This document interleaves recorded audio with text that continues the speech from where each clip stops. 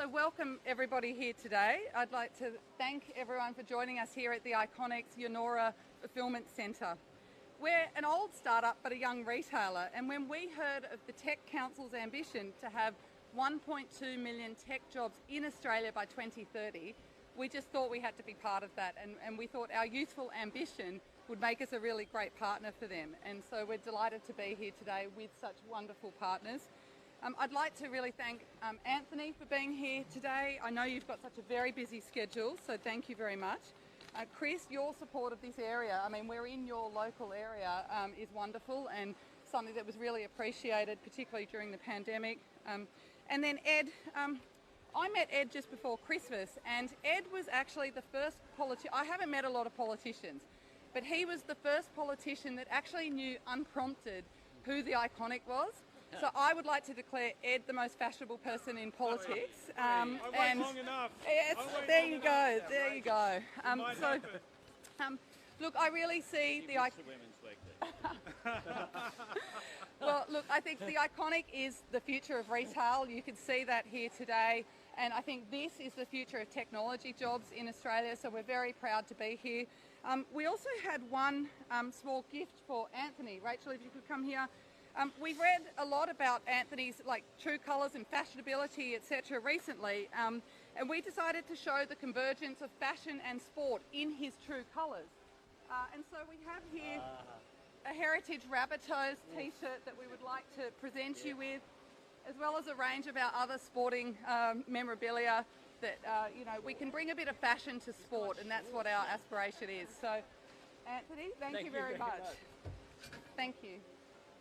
Thank you, Erica. One of the great pleasures of being the federal member for McMahon is representing the industrial heartland of Australia. And here, more than anywhere else, we know that Australia can continue to be a country that makes things. And under an Albanese Labor government, we will be a country that makes things. But the world is changing. We know the old industrial processes are changing, and that more and more industrial success will be dependent on technological success and the skills of our workforce as we compete with the rest of the world on skills, on ability. And Australia, under an Albanese Labor government, will be very well placed to do that. This industrial heartland of Western Sydney that I represent, my dad worked around the corner for 40 years, has meant so much to Western Sydney, will mean so much to Western Sydney. I'm delighted that Anthony and Ed have chosen this area to be the base for this very important announcement today. Thank you, Anthony. Well, thanks very much, Chris, and thanks for having me once again in your electorate of McMahon. And I'm here today with Ed Husic, our Shadow Industry Minister, but also thanks, Erica, for the welcome. And thanks to the workers here who we've got to meet today and been able to chat to. They're proud of the work that they're doing. There's 500 to 600 people work at this facility, but over 1,000 people work for the Iconic, a company that didn't exist a decade ago. It's an extraordinary growth, and it's an example of why we're here today and talking about tech sector jobs and the difference they can make, not just in themselves, but tech sector jobs make everyone else's jobs better. They make other businesses better throughout our economy. And one of those businesses that's also growing here in Australia, of course, is Tesla. And Robin, very much thank you for coming along here today. As we look to the future, we have real opportunities for Australians to be employed in this sector and to drive economic growth. I want a future made in Australia. I want to make more things here. I want to have more jobs here. One of the things that we see, including in this sector, of course, is competing in a globalised world and including in this industry. But what we see with tech sector jobs is the future growth that drives our economy, drives productivity, and is a part of making our economy more resilient. The truth is that we can't just be at the end of supply chains. We need to look at ways in which we can take the natural advantages that we have, the advantages that we have that Chris talks about in clean energy, the advantages that we have in our resources sector, but most importantly, the advantages that we have in our workforce, in our human capacity. Our multiculturalism is a great advantage, for example, that we have in our region and in the world. The truth is that too many workers and businesses have left our shores due to the failure of the Morrison government to back tech jobs. And that's why a government I lead will back the Tech Council and set a target of 1.2 million tech sector jobs by 2030. 1.2 million jobs that will be well paid. 1.2 million jobs that will contribute to family budgets and to making a difference. Industries of the future need a government that backs them, not a government that's scared of the present and terrified of the future. Good governments shape the future by intervening in partnership with the private sector to drive that private sector growth. And this industry is an example of that, and the tech sector is that. We need a plan, and we need a plan for a better future. And that is something that is at the heart of my plan for the upcoming federal election. Can I say this about wages as well before I turn to Ed Husic for some comments? I noticed today there is yet again, in the lead up to a budget, a new wages target for this government. Now this happens every single budget, and every single time, you know, the plan and the projections don't meet the reality. This is a government that's always about the promise, never about the delivery. And they have set, at least the last time I looked, they'd made 55 wage projections going forward, and 52 of the 55 they had failed to meet. And even in today's projections, it doesn't keep up with the cost of living, with the inflation rate. So today they're out there talking this up, but it actually means a further decline in real wages after the decline that we've seen over the last year, and after, in the last budget, they projected real wages to fall over the forward estimates. Australian families know that the price and cost of everything is going up. Food, petrol, housing, everything is going up except for their wages. And that is why they're under such enormous pressure. Ed? Thanks, Anthony. And it's great to be with you here today, and also with Chris Bowen. We visited a number of times. McMahon, the seat of McMahon, has a huge manufacturing presence that Chris is proud of, and we want to build on it.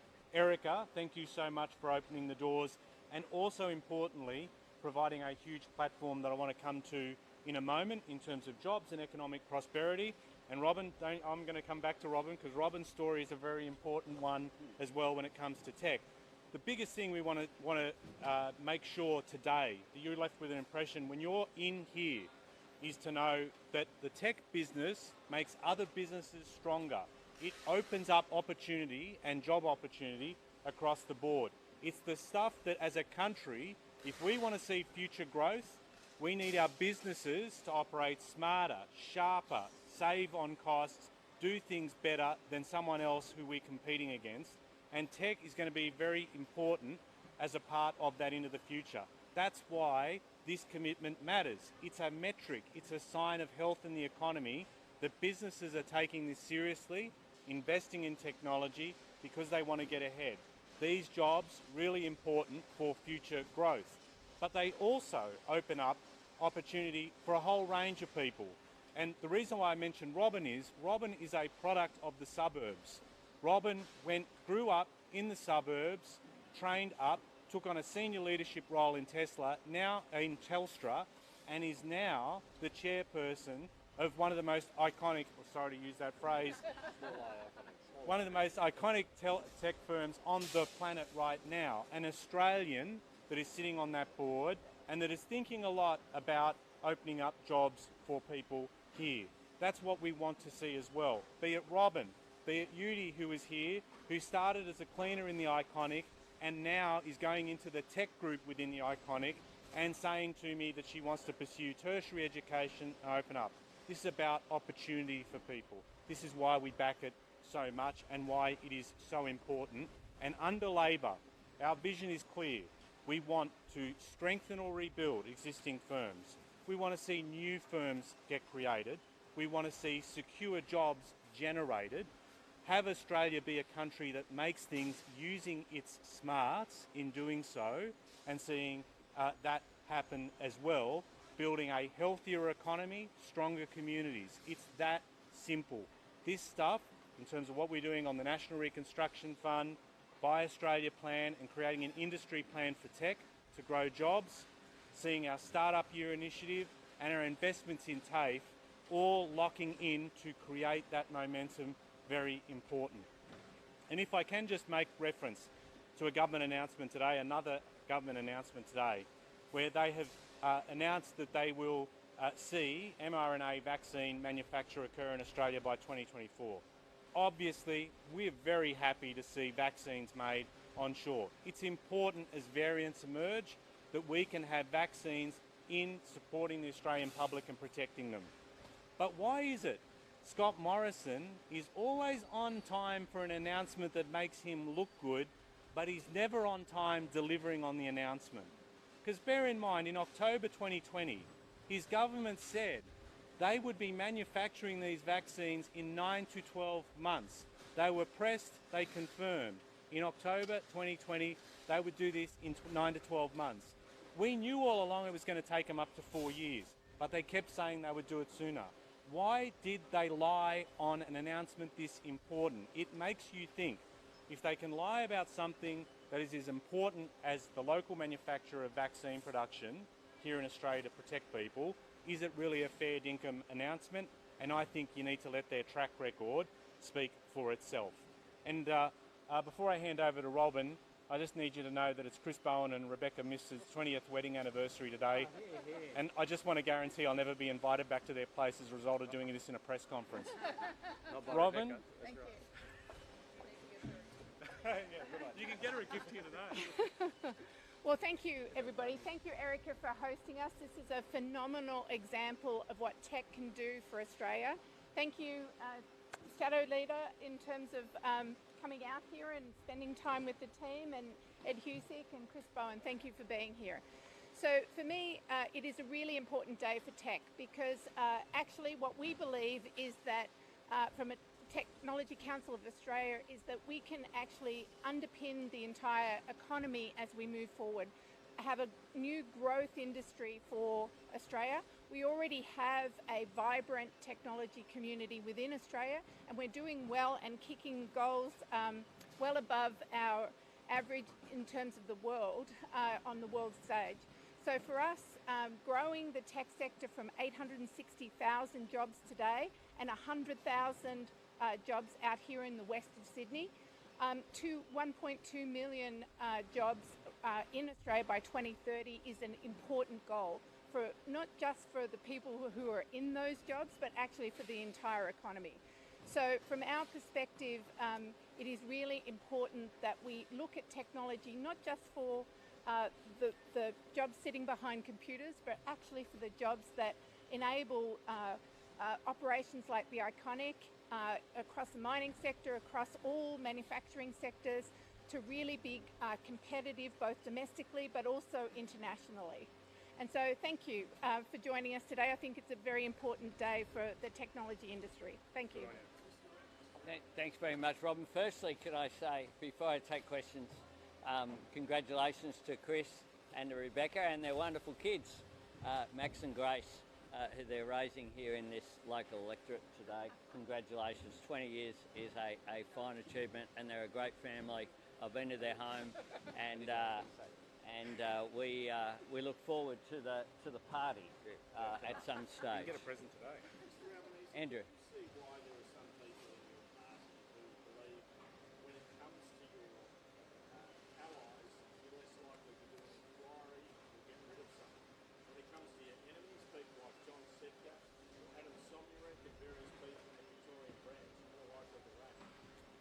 I act where there's a need for a response, like on John Setka. I make no apologies for acting when I became leader to take action against John Setka. I remember at the time people said, oh well, there'll be some pushback, and indeed there was pushback to that response, but it was appropriate, and I stand by it. But you have situations, for example, you shut down the Victoria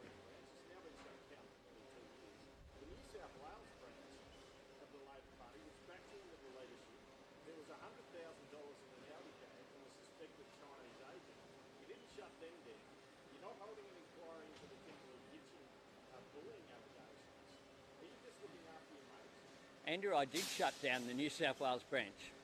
I did shut it down. We had a review. We did shut it down, and Michael Lavarch was put in charge of the inquiry. The General Secretary who was there no longer is there at that time.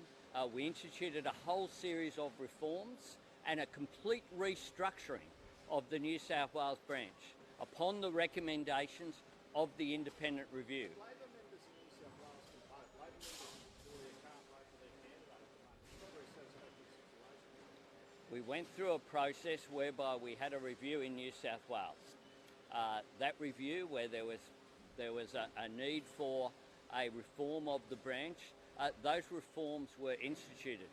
There's now a whole range of independent tribunals and responses at arm's length from the day-to-day political argy-bargy that gets to consider that.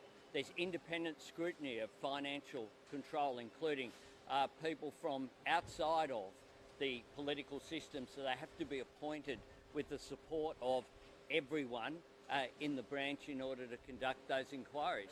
And in Victoria, we had an intervention. We followed. We appointed Steve Bracks and Jenny Macklin, just as we appointed serious people in New South Wales. We appointed serious people in Victoria. They've made recommendations.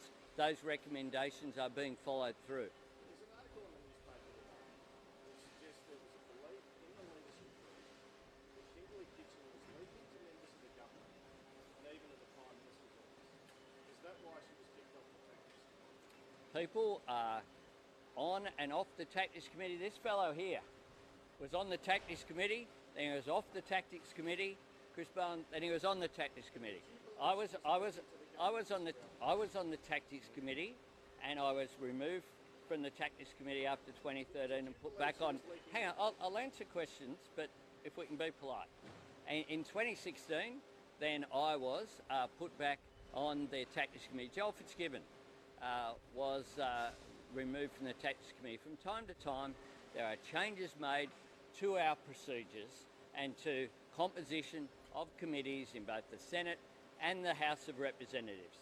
That is the normal processes of political discourse. There's another fellow behind me called Ed Husic. He was on the front bench of the Labor Party. He stepped back from the front bench of the Labor Party for a period of 2 years before he returned as a shadow cabinet minister. No one suggested, I don't think, during that time that that was anything other than what happens in politics is that there are often more people want a position than a position is available. You haven't answered the question. Did you believe that Kimberley Kitchen was leaking to the government? Did you or your Senate team believe that? Well, I can answer questions on behalf of myself, Andrew. And in terms of myself, people, I saw that speculation today. I'm not aware of the basis of that speculation. Kimberley Kitching's passing is a tragedy. And the idea that we can answer a question about whether Kimberley Kitching spoke to someone at any particular time or not, I'm not aware of. I read today, for example, about Kimberley Kitching having a discussion with the Vice President of the Liberal Party, I think Tina McQueen. That's the first I've heard of it, but Kimberley Kitching's passing is a tragedy, and I think that Kimberley Kitching deserves much better than an ongoing discussion about whether she spoke to the Vice President of the Liberal Party or someone else at any particular time. Hang on, I'll exhaust Andrew first. Was anyone in your office, including your chief of staff, made aware that Kimberley Kitchen worked for you? No. Well, nominations have been called for. We'll wait and see who nominates through that process, and that will be determined in the next week. We'll be finalising all of our candidates. The Liberal Party haven't finalised their candidate. for Parramatta yet. I'll have an announcement about another candidate who has been pre-selected but not announced yet on the weekend. We'll make sure that by the time we get to the budget, we have candidates in all of the seats going forward. Well, I don't want to preempt that process. Nominations have been called for. There are a range of people who might put themselves forward at that time. There's been a range of people discussed over a period of time. I've had discussions with Julie Owens, as is appropriate, who's the outgoing member. I think it's a pity. Quite frankly, my first response was to try and talk Julie Owens into re-nominating for the seat, because she's been a fantastic local member.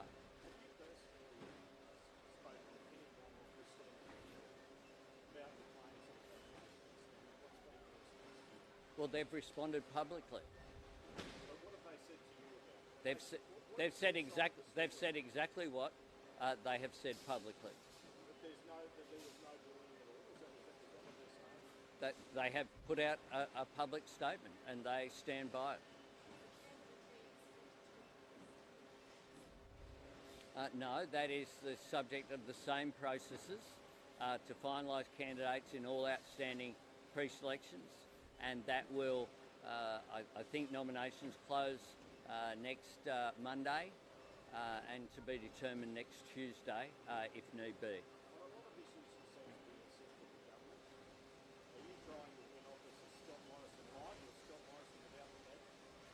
Well, I noticed today that Bob Katter's joined the chorus of opinion saying they were lied to by this government about an issue relating to his local electorate.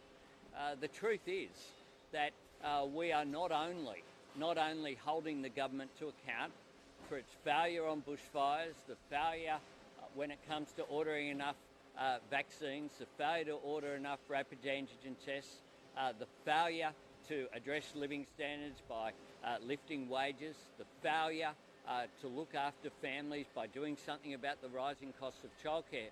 We're putting forward a positive alternative. Today's announcement of 1.2 million tech sector jobs as our target by 2030 is a part of that.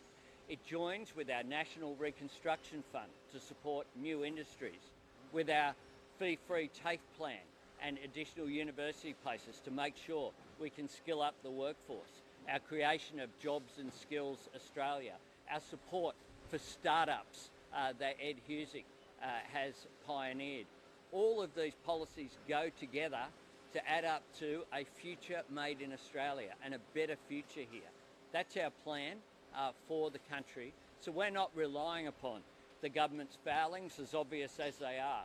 What we're saying is that we have an opportunity to learn from the pandemic and to build back stronger, to build a stronger economy, and one, though, that works for people, not people just working for an economy. And we see with businesses like this one here today, and you'll see me regularly with Ed and others visiting businesses around the country, with Chris talking about the opportunity that is there from clean energy. I used to get questions about our 2030 target at these conferences. I don't get them anymore, but I remind people we'll create 604,000 new jobs, will reduce energy prices, and it will result in $52 billion of private sector investment.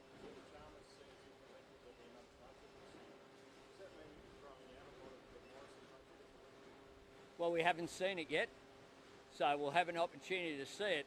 But can I make this point? This government throws out its own budget. Right. This government makes announcements and then nothing happens. The announcement is the end in itself. So when the government throws out its own budget time and time again, why should we take it seriously? Next week's budget is just a political announcement. That's all it is in the lead up to an election. And we'll wait and see in terms of the Australian people what they do in May, but what they will know is that you can't trust this government to deliver on its promises, because it never does.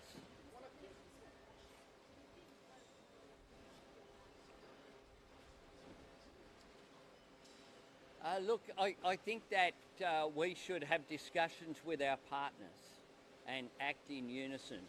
I have supported the Australian government action, which has worked with our friends in the United States, in NATO, and with the United Kingdom. And we should act as one.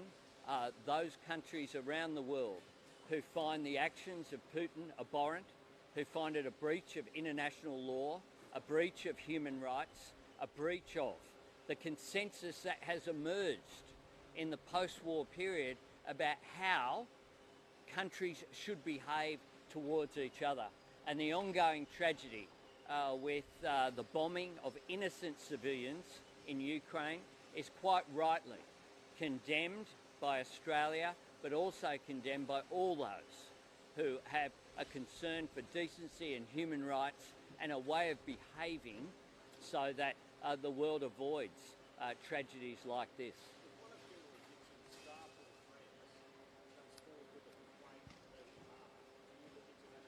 Look, there has been no complaints were made by Kimberley Kitching. My door is open to everyone to come through. We have processes that were established in 2018. We have processes that were updated then for 2021. With regard to the issues that have been raised in the media, the Tactics Committee, yes, Kimberley was suspended from the Tactics Committee. Those changes are made all of the time. With regard to other issues, there was an issue raised about something that Penny Wong said. She apologised to Kimberley Kitching. She believes that apology was accepted. There's been other issues raised, including a visit to collect the Magnitsky Award, and why wasn't that paid for by someone else? When people go overseas, like I did last time I went to Europe, paid for it myself. People do have allowances to pay for visits, and it wasn't raised personally with me at the time. The leader has a travel budget. Obviously that travel budget hasn't been expended for myself because I haven't been anywhere due to the pandemic.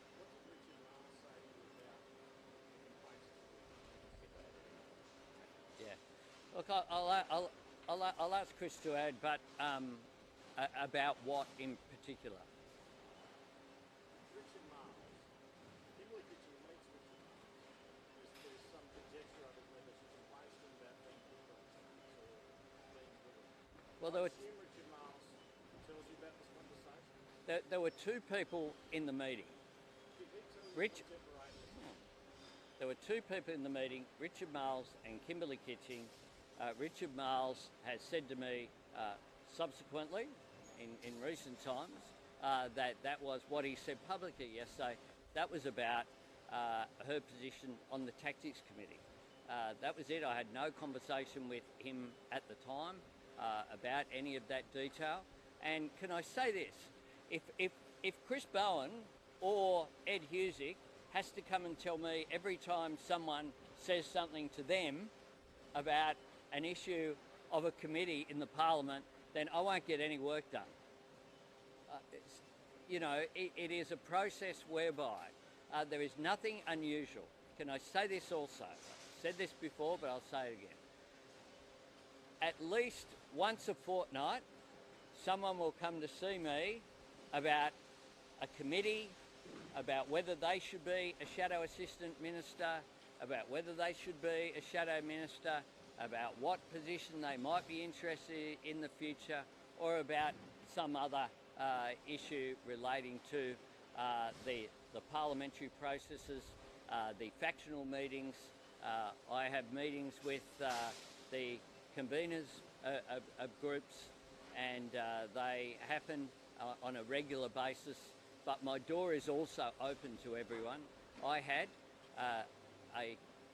meetings since I've been leader, one-on-one with Kimberley Kitching, as I have with a range of other people, including Ed and Chris at various times.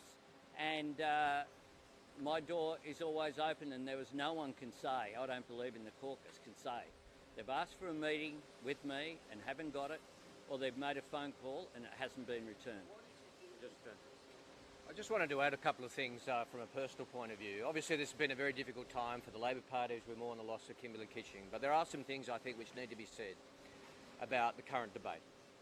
Firstly, as Albo said, there is a cut and thrust in politics. I've been on and off the Tactics Committee. I've been on and off the front bench, as Ed has, and these things are part and parcel of a robust life in politics. But there's been a lot of commentary about our three senior colleagues, and I just want to say this. Three better colleagues you could not meet than Penny Wong, Christina Keneally and Katie Gallagher. I've served in Parliament with Penny Wong for 17 years and with Christina and Katie since they joined the Parliament. And they treat every single individual with respect. Every single individual they interact with, they have treated me with respect, and I have seen them treat every single colleague with respect. There are robust conversations from time to time, of course there are. We're a political party where we are debating a better future for our country. But in terms of our senior colleagues, they are valued friends, they are important contributors to our cause, and they will be, I'm sure Albo would agree, very valuable and important members of his government. And to the degree that this conversation is about how we need to remember people's personal feelings, I also want to say that there has been a tough time for them, and that also needs to be considered. And they are valued and trusted colleagues. It's been a difficult time for everyone involved in this discussion, but I wanted on a personal basis just to add to Albo, we as a political party have the best practice complaints mechanism, dispute resolution mechanism, better than any other party in the Parliament. Richard has made clear that that wasn't implemented, he did not receive a complaint, and I wanted to make the point, as somebody who's been on and off the Tactics Committee, on and off the front bench, that there are robust discussions in Parliament, but Penny, Christina and Katie, you could not find three more valued colleagues. They are such important members of our team, and they, like all of us, are focused on the election of a better government, a government that Australia deserves, that can deliver for the people of this area, for Western Sydney, that actually cares about the issues that are important to everyday Australians, and there's only one bloke who's going to deliver those things, and that's Anthony Albanese as Prime Minister. Yeah, just a couple more.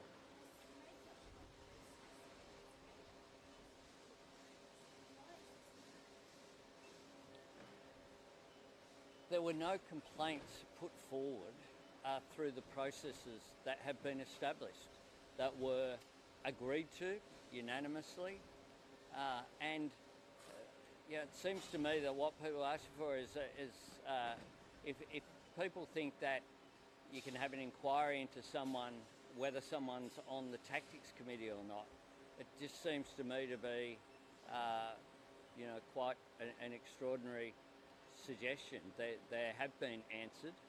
The issue of the inappropriate comment that was made towards Kimberley Kitching was apologised for. It's been addressed. And I say this as Chris, just to add to what Chris has said. Politics can be robust. I'll put my hand up and say from time to time I've said some robust things in meetings. I doubt whether there's anyone in a senior position in the Labor Party who can say that that's not the case.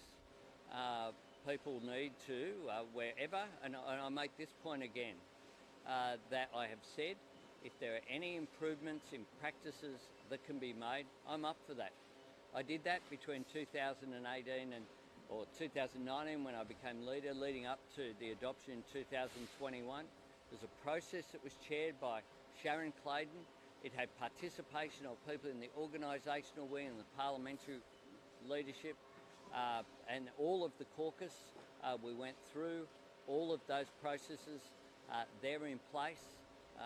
They're in place for a good reason, and they are best practice.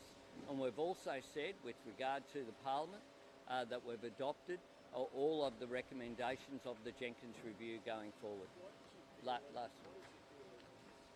But there wasn't even a candidate suggested against Kimberley Kitching for that. So that's a matter for others. Look, there are, from time to time, there are tensions within the Labor Party due to its competitive nature.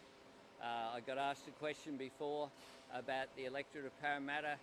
There are more people would want to be the candidate for Parramatta, but we can only have one. So we'll work through those issues. But with regard to Kimberley Kitching's Senate pre-selection, she was the only person who was mentioned in terms of being a candidate because of our proportional representation system, from the Victorian right-wing faction.